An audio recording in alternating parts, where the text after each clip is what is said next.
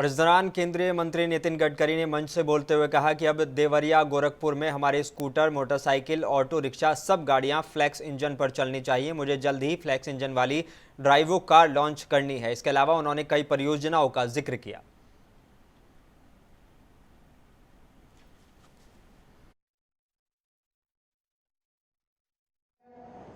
आज 6,200 करोड़ की लागत से 5 परियोजनाओं का शिलान्यास हो रहा है।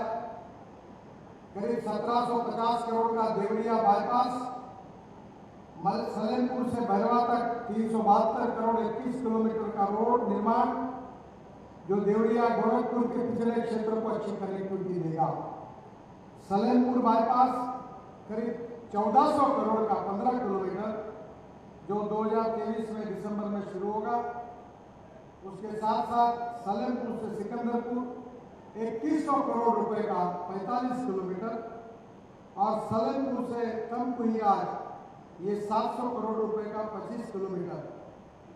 हड़िया चौड़ा पर करेली घाट पर विशेष रूप से करीब 600 करोड़ की लागत से 50 किलोमीटर 2 लेन प्योर शोल्डर का निर्माण, जो बस्ती से नॉर्थ बिहार और नेपाल के